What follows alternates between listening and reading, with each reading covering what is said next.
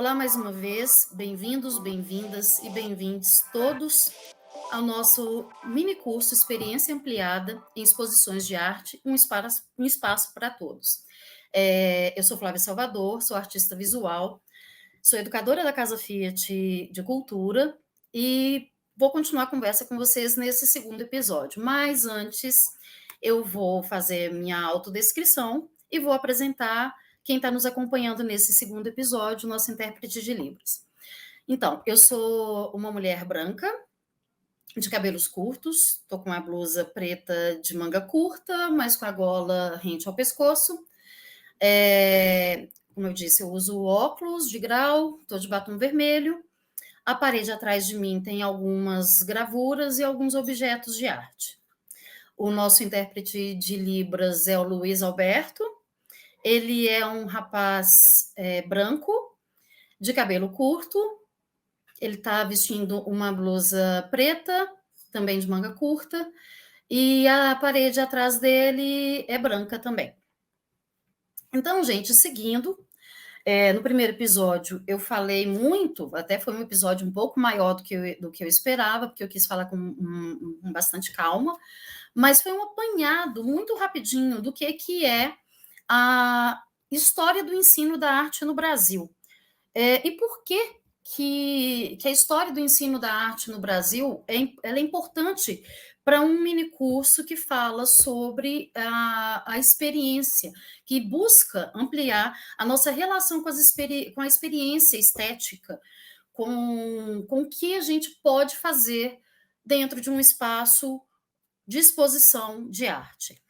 A história do ensino de arte, ela determina caminhos que, infelizmente, acabaram criando um distanciamento entre o público, o fazer artístico e, principalmente, da apreciação artística, a apreciação estética da arte. A arte no Brasil, o ensino de arte, ele nasce como algo da elite para a elite. Então, acaba ficando que para a grande população um fazer artístico que é muitas vezes taxado de arte menor ou de artesanato, mas de uma maneira pejorativa, porque, na verdade, se você for parar para pensar, nem se fosse artesanato seria algo pejorativo, deveria ser visto de maneira pejorativa, porque reflete nossa cultura, porque muitas vezes é expressão popular, cheia de costumes, cheia de valores, cheia de riquezas e saberes desse contexto, no contexto de cada comunidade, que jamais poderá ser visto de maneira pejorativa. Porém, infelizmente, existe esse distanciamento e um dos grandes desafios do ensino da arte hoje, seja do ensino da arte na formação inicial, ou seja, no ensino fundamental e no ensino médio, ou seja, do ensino da arte nas esferas já de ensino superior, é justamente conseguir quebrar um distanciamento, uma separação, uma dicotomia que foi estabelecida com a maneira que a arte foi ensinada no Brasil, como se o que é intelectual é melhor e o que é físico, o que é manual, fosse pior. Essa dicotomia entre o mental, que seria o intelectual, e o físico, que seria o corpo, essa separação, ela gerou desvalorizações de funções, de saberes muito importantes e, de certa maneira, desagrega, né, o ser humano. Nós não somos um apanhado de coisas separadas. E aí uma coisa muito importante, a gente não sente e não se relaciona com nada de maneira separada. Quando um escritor está criando um livro que depois vai se tornar um best-seller, uma grande obra literária, o físico dele sente as emoções que ele quer transmitir através do texto. Não tem separação entre o que é corpo e o que é mental. Mas foi vendido, né? Foi vendido no sentido de foi ensinado, foi propagado que isso existe, que essa separação existe, e não existe. Então, dos objetivos da BNCC, depois de muitas discussões, não é um documento perfeito, mas é um documento que tem avanços consideráveis, principalmente por tocar, abordar essas questões, as dimensões do conhecimento em artes e valorizar a arte como uma parte de conteúdo, como um conteúdo, um saber, como uma área de conhecimento que é necessária, que ela tangencia, ou seja, que ela toca, que ela está costurada com outras áreas de saber, como história, como matemática, como a arquitetura, como a física. É muito importante os avanços que aconteceram, porque passam a trazer, colocam uns holofotes sobre as artes como área de conhecimento. E aí tem essas dimensões do conhecimento em artes que é importante a gente abordar, que a gente falar, sendo que algumas delas são mais necessárias para ou seja, a gente saber o que é isso, tipo, entender, para a gente poder se ligar e fazer. Criação. Criação, uma dimensão da criação é do fazer artístico, de entender que o fazer artístico ele tem intencionalidade. Muitas vezes eu sou artista de formação, né, sou artista plástica, e muitas vezes as pessoas tratam o fazer artístico como se ele fosse uma revelação divina, e não é. O fazer artístico, ele exige conhecimento, pesquisa, muitas e muitas vezes você tentar fazer, você aplicar uma técnica, e essa técnica, às vezes, dá errado. E isso exige uma pesquisa. Você precisa pesquisar por que deu errado, por que aquela técnica não está funcionando daquela maneira. E na produção, quando você está criando a intenção, você pensa, você faz um projeto, você tem a intenção, você investiga qual que vai ser a técnica e o que você vai tentar fazer para poder executar aquilo. Daí entram as investigações, os desafios que essas técnicas impõem, e muitas vezes isso acaba gerando outras inquietações e vão gerar o que a minha professora costumava chamar de metodologias, que são quando a gente cria as nossas próprias técnicas usando o que a gente já aprendeu. E isso, então aí, eu tinha falado no episódio anterior que hoje nós chamamos Aleijadinho de artista. Mas ele não se chamava de artista, ele se chamava de artífice. Mas, de fato, ele é um artista por quê? Porque, apesar de ele ter aprendido técnicas que vieram da Europa com o pai dele, que era um português, mas ele precisou criar adaptações, ele precisou descobrir formas de chegar no objetivo que ele queria, chegar no apuro técnico, chegar no apuro estético que ele queria. Para ele chegar nesse apuro estético, ele precisava criar o próprio apuro técnico. Então, a criação é conhecimento, ela não é uma revelação divina, algo que vem. A inspiração não é revelação divina, não é essa coisa sobrenatural. Ela é uma constante investigação, uma constante execução, uma constante prática. E que muitas vezes desperta as pessoas para relações com as próprias comunidades. Então, vamos pegar aqui. Quando vou dar um exemplo de um grande artista, um grande nome, como quando o Dürer, ele pega o conhecimento de joalheria que ele aprendeu com o pai dele também, mais uma vez, né? Aquela coisa do ateliê de ofício. Quando ele pega o conhecimento que ele obteve com o pai dele e transfere isso e vai criar gravuras, ele traz um apuro técnico que leva ele à excelência na execução das suas obras. Estou usando exemplos de nomes conhecidos justamente para poder ver, para poder perceber que isso acontece desde da antiguidade, isso acontece no Renascimento, isso acontece no Barroco, isso acontece hoje. É uma produção de conhecimento. Então, vamos pegar aqui. Quando artistas contemporâneos, vou usar o exemplo de Hélio Oiticica, que propõe os parangolés, quando ele traz o conhecimento sobre produção de figurino, que ele aprende, que ele vê acontecendo na Estação Primeira de Mangueira, ele traz isso e ele vai trazer essa construção de conhecimento para a criação dele. Então, tem uma investigação ali. Outra dimensão é a dimensão crítica.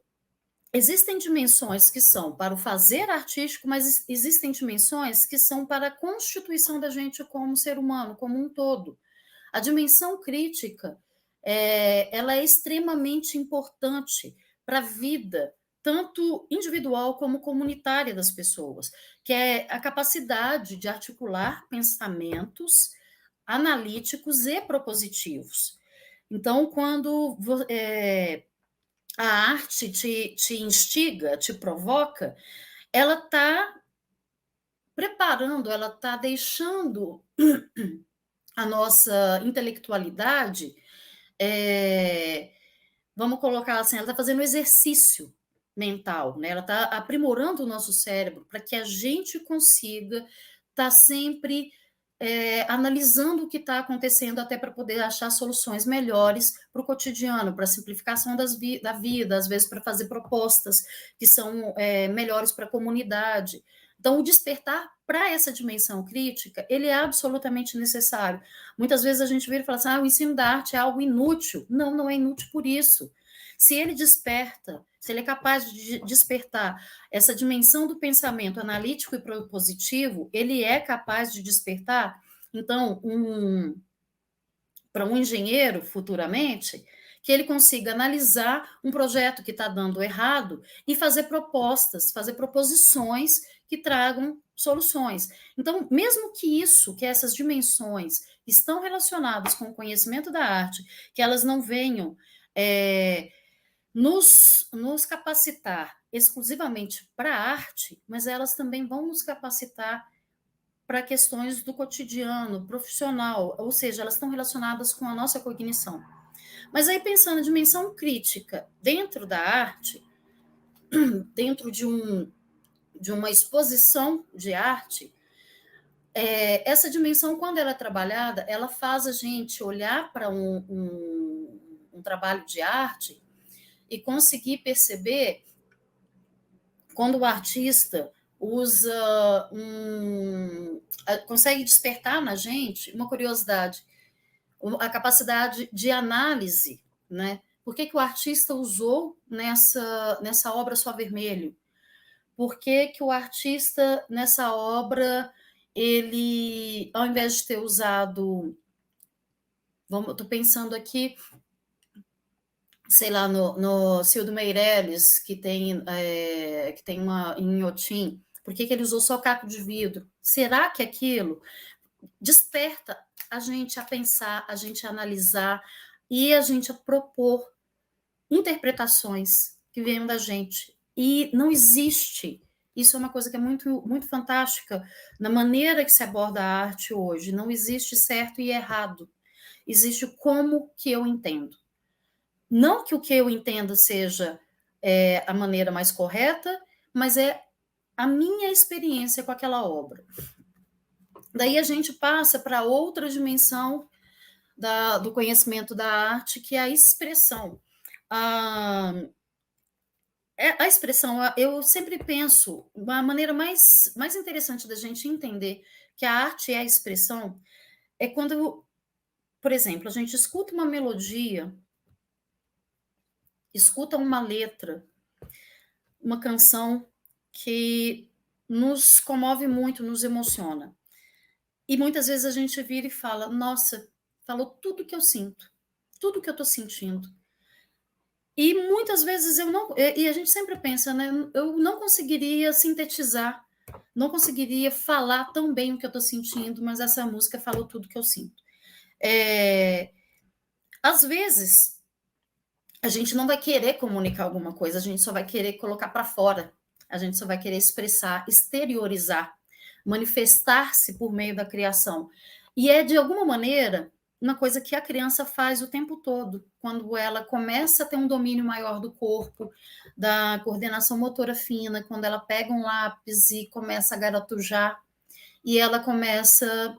Ali não está desenhado um carro, não está desenhado um prédio, mas ela começa a colocar o que está dentro dela, a expressar o que está dentro dela para fora. Então, ela começa, às vezes, até falar: é um carro bonito, é um dia que eu estava... Esse é o dia que eu estava feliz. Enfim, não tem... Às vezes não tem uma narrativa, às vezes é só... Ela só queria colocar para fora algo que ela estava sentindo. Às vezes, o sentimento de satisfação, de prazer de ter visto uma flor que ela achou muito bonita, a cor que chamou muita atenção dela. Por que eu estou falando de criança especificamente? Porque a experiência com o estético, a nossa capacidade de experienciar, experimentar e vivenciar o estético, ela está com a gente, ela é inerente ao ser humano desde sempre e desde que a gente nasce. Só que muitas vezes a gente vai sendo formatado, a gente vai sendo condicionado a não vivenciar esses outros aspectos, a deixar isso dormente dentro da gente. Não que isso seja morto, isso nunca vai ser morto, mas isso adormece. E muitas vezes, é como eu estou falando, né? Se é um exercício, então ele está atrofiado, a gente precisa voltar a usufruir, precisa voltar a vivenciar, a ter essa prática para que ele se desenvolva. Daí a gente vai para a quarta dimensão, que é a fruição, que é esse prazer, esse deleite. E aí eu vou voltar no exemplo da criança pequenininha que viu uma coisa que ele achou muito bonito, ou uma música que ela gostou muito, que ela quis dançar, que ela quis se mexer, um bichinho fofinho, enfim, toda esse deleite que ela está tendo, essa experiência que ela está tendo física, que depois vai ter a ver com a estesia, mas essa fruição, esse deleite, esse prazer para sentir, no sentir. A história da fruição é algo que tá dentro da gente, faz parte dessa relação do ser humano com o mundo, mas que muitas vezes ela é podada, então ela acaba sendo atrofiada dentro da nossa formação. Mas a fruição é engraçado, porque hoje tem se apelado muito para os campos do prazer para vender-se produtos. Então, por que não a gente desenvolver esses prazeres também para desfrutar, para degustar arte? E se permitir sensações, prazeres novos que muitas vezes a gente não vivencia. Literalmente, começar a colocar na nossa agenda a ida a espaços museais como algo dentro do nosso momento de lazer. Porque lazer não é só entretenimento. Lazer é aquele momento também que você vai estar numa atividade para se sentir bem. Então, eu vejo que quando a BNCC traz essas dimensões, ela está preparando essa nova... as pessoas que estão sendo... as crianças, principalmente, que estão em formação, está trazendo uma nova dimensão de relação com o lazer, com você ter prazer, com você se sentir bem. E não o prazer no sentido mais, como é que eu vou dizer assim, piegas da palavra, né? De uma palavra batida. Reflexão, mais uma das dimensões. É a construção de argumentos, a construção de ponderações, de análise e de interpretações. Então, desenvolver essas capacidades de argumento, ponderação, análise e interpretação, isso é interessante porque reflexão, a expressão e a fruição, elas estão muito relacionadas a você ser um ser humano completo. Porque uma pessoa sem capacidade de análise, interpretação, ponderação, é uma pessoa que muito facilmente vai ser explorada, vai ser passada para trás, vai aceitar condições inaceitáveis. E isso é necessário ser construído. Essa dimensão é necessária a ser construída para a pessoa buscar o melhor para ela. Então, é um sentido individual, mas também acaba indo para o sentido completo. E por que não buscar essa construção de argumentos, de reflexões, de análises, ponderações, visitando exposições de arte? E aí, por fim, a estesia, que é a dimensão do corpo e dos sentidos. Se a fruição é o sentir-se, né, bem, a estesia ela tem a ver com todos os sentidos. Então, quando você vê uma obra de arte, quando você assiste uma peça de teatro, quando você vai a um espetáculo de dança, quando você escuta uma canção, ou quando você tem uma experiência numa exposição de arte em que você pode tocar as obras, que seja uma exposição interativa, que muitas vezes você pode entrar de corpo inteiro, por exemplo, dar um exemplo, a Cosmococa, que é do Hélio de Sica, que está no Inhotim. Essa experiência dos sentidos no total é uma dimensão do conhecimento da arte que tem muito a ver com a nossa, com o que com o estar em espaços museais e frequentar exposições de arte. Então, pegando a apreciação estética a partir da estesia, aí o significado simplificado, capacidade de experimentar sensações, êxtase. A experiência do sensível dos sujeitos em relação ao espaço, ao tempo, ao som, à ação, às imagens, ao próprio corpo e aos diferentes materiais. Percebe que são todos os sentidos relacionados, né? E é engraçado, porque muitas vezes, quando a gente, numa exposição de arte, a gente visita e vê uma obra numa determinada expografia, quando você visita um outro espaço e está a mesma obra, só que uma expografia diferente, acontece de a gente ter experiências diferentes. Acontece de a gente ter sensações diferentes. E não vai ter aquele frescor do primeiro contato? Sim, não vai ter. Mas vai ter outras sensações e outras experiências. E aí, ainda falando da estesia, né, essa dimensão articula a sensibilidade e a percepção, tomadas como forma de conhecer a si mesmo, a questão de o que a gente sente, o que nos emociona, o que nos afeta, o que nos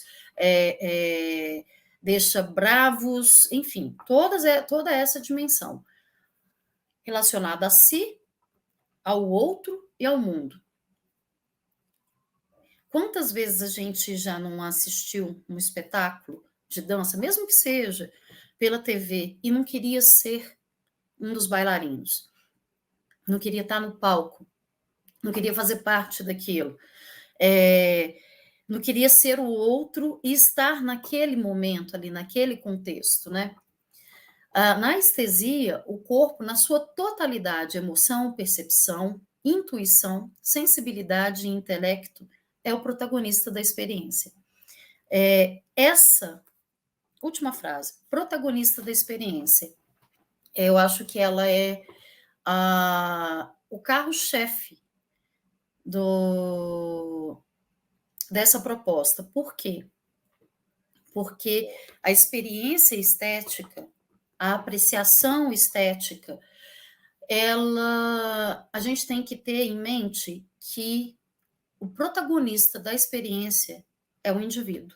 Eu sou protagonista da minha experiência, da minha apreciação estética, você é o seu protagonista. Não existe aquela pessoa, o que aquela pessoa intelectualizada, cheia de teoria, não estou dizendo que a academia ou o conhecimento são desnecessários, não estou falando isso, não estou dizendo que não é importante, não estou desfazendo desse lado, mas eu estou dizendo que não é o essencial, definitivamente não é o essencial, porque muitas vezes essa dimensão intelectualizada demais, ela tira justamente a estesia. Ela tira da gente a capacidade de fruir, de ter de intuir, de estar sensível e de se conectar. Como eu estou falando, eu não estou desprezando. É lógico que se você souber, às vezes, o contexto em que tal obra foi escrita, que um autor escreveu tal peça musical e logo depois ele faleceu, que isso traz uma dimensão sensível maior. Esse conhecimento intelectual, ele pode acrescentar, mas ele nunca pode retirar a nossa capacidade de sentir. Ele tem que ser um instrumento para facilitar, ele tem que ser um catalisador, ele tem que ser um facilitador, mas ele nunca pode ser um endurecedor, alguma coisa que que cria uma barreira entre o seu sensível e a obra. Mas eu não consigo entender nada de arte. Será? Pergunto de novo. Né? Ai, mas eu não entendo nada de arte. Será que não? Aí eu vou passar para uma análise que, levando em consideração que todo mundo, de alguma maneira, em algum aspecto, tem essa porção de sensível, né? Que tem esse sentir, tem essa capacidade de se relacionar, seja com o que está vendo, seja com o que está ouvindo, seja com aquilo que está tocando. Não vamos ficar apegados aos sentidos, aos 5 sentidos físicos, mas sim a capacidade de sentir, do sensível, da dimensão do sensível. Eu não entendo nada, eu não me relaciono com arte, eu não sei o que fazer, eu não sei desenhar. Apreciar a arte não precisa de saber técnica. Apreciar a arte não necessita que você conheça os tempos históricos. Apreciar a arte é você se relacionar com a obra que está diante de você, seja musical, seja, como eu disse, né, uma arte que você vai tocar, que você vai poder entrar dentro dela, que você vai poder passar pelo corpo, seja algo que você veja. Aí, tem isso que eu estou falando, não é uma coisa que eu tirei da minha cabeça, na verdade, existem estudos, e eu vou pegar apenas um que ele é bem recente, mas isso é algo que a gente vê no cotidiano, dentro de um espaço museal. Todo mundo que trabalha no espaço museal, em algum momento ele já teve uma experiência de alguém chegar e falar: eu nunca tinha ido a uma exposição de arte, eu fiquei emocionada com essa exposição.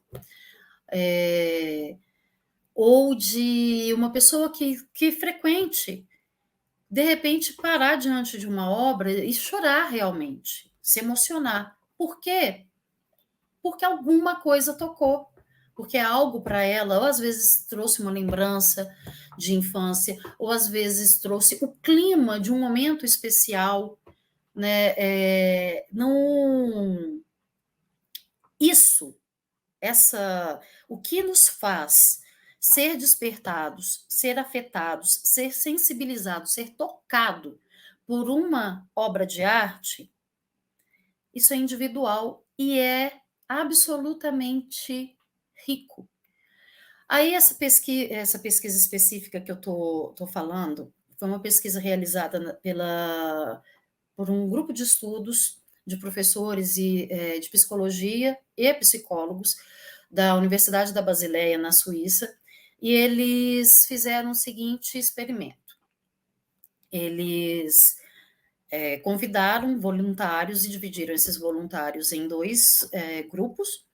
Um grupo ia visitar a exposição com uma espécie de programa, assim, com informações técnicas, com texto curatorial, informação sobre as técnicas usadas, sobre quando foi feito, em que ano, quem é o artista, contexto histórico da obra, enfim, essas informações que muitas vezes a gente acha que é o que eu não entendo de obra de arte. Um grupo entrou com essas informações, leu, teve acesso a essas informações e foi visitar a exposição. E um outro grupo teve acesso à exposição sem nada disso, sem legenda, sem texto curatorial, só visitando a exposição dentro daquela expografia e tal. Porque muitas vezes a própria expografia é pensada para trazer para sensibilizar, para criar o clima, né, da exposição, né? E o resultado foi que não fez diferença quando foram responder ao questionário de avaliação e quando foi ser medido alguns índices psicofisiológicos, assim, batimento cardíaco, a eletricidade da pele. Quando isso foi ser analisado, os resultados não apresentaram diferença. As pessoas tiveram experiência de maneira igual. Não, aí, né, segundo cientistas suíços, o impacto das próprias características das peças, ou seja, das obras, como o conteúdo representado e os recursos estéticos usados, é que determinaram a experiência do visitante com a obra. E aí é muito interessante que a obra que fez, que deu mais sensações mais intensas, era justamente uma obra que tinha um apelo de sensações físicas, é uma obra mais expressionista, não é aquela obra cartesiana, representada dentro do cânon acadêmico, que reflete a realidade, reproduz a realidade fielmente. Não era isso. E aí, o que foi medido, né, nesse experimento? As emoções, por meio de um questionário, né, como eu falei, que eles respondiam após a visitação, e esses dados psicofisiológicos, que é a frequência cardíaca e a condutância, que é interessante, né? Como é que pode alterar a eletricidade da pele, o que a gente sente ser capaz de alterar a eletricidade da nossa pele. E aí eu vou fazer acho que de certa maneira, um testemunho, assim. Como eu tenho trabalhado por muito tempo dentro de galeria, estando junto de visitantes, muitas e muitas e muitas vezes as pessoas mais simples, as pessoas que não têm conhecimento sobre técnica, sobre história dos pintores, são as pessoas que têm as experiências mais genuínas e mais profundas com as obras de arte. Porque ela está ali para ver aquilo, ela não está ali para olhar e falar assim, isso daqui é do fulano, é de tal ano, não, ela experimenta a sensação de estar olhando uma obra de arte, ela experimenta primeiro. Se vem informação depois, é mais um ganho dela naquele momento, mas aquilo não, ela está ali de uma maneira tão plena, tão pura, tão inteira, que essa parte não faz falta. E realmente esse estudo da Basileia, ele é um estudo científico que vem dizer aquilo que a gente vivencia no cotidiano dentro das galerias de espaços museais. Aí a experiência estética versus informações contextuais. Ainda que as pessoas tenham em si a capacidade de ter essa experiência completa e plena, é lógico que uma visita dialógica, ou seja, uma visita mediada, ela vai trazer informações, ganhos. Mas eu quero chamar atenção aqui para duas formas de você poder interagir com esses espaços. Existe alguns espaços que oferecem ah, uma conversa, né, com educadores, alguma coisa assim, em que você é estimulado, através dessa mediação, a fazer as suas leituras de obras e depois algumas informações são acrescentadas, pontos de tangência entre o que é estudado e o que você falou é apresentado, e aí você é estimulado à reflexão. Agora, existem aquelas visitas que são o que a gente chama de visitas guiadas, né? Que é monológica, que é apenas uma pessoa apresentando, dando informações técnicas informações e dados, né, sobre a obra. Então, muitas vezes, quando foi feito, qual que é a técnica, quem que é o autor, qual que é o contexto de produção dessa obra. Mas, quando você está num espaço museal, você pode ter a sua experiência no primeiro momento.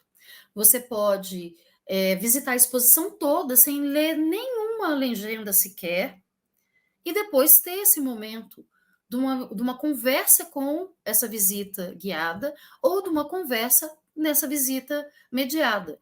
Ambas vão trazer enriquecimento, vão trazer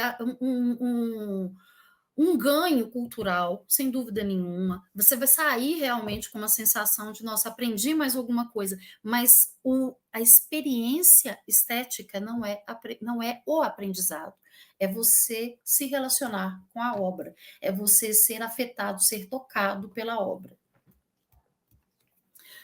E eu sou capaz de fazer isso sozinho? Eu sou capaz de experienciar, não é nem experimentar, experienciar arte sozinho? Será? Como? Aí é o conteúdo do nosso terceiro episódio, que a gente vai falar, a gente vai propor. São exercícios muito simples, mas a partir dessas dimensões do conhecimento de arte, das dimensões de você fruir, da dimensão de. Vou até voltar só para a gente falar da dimensão da criação, da dimensão da crítica, da expressão, da fruição, da reflexão e da estesia. Essas dimensões vão nos orientar. A gente não vai precisar guardar nada de quais são os conceitos, o que é isso, o que é aquilo, não. Mas essas dimensões, elas estão na gente e são elas que nos capacitam a ter esse momento de ter experiências estéticas, de ter apreciação estética. A gente consegue fazer sozinho? Sim. Com exercícios simples. Então, aguardo vocês no próximo episódio e eu fico por aqui. Tchau, tchau.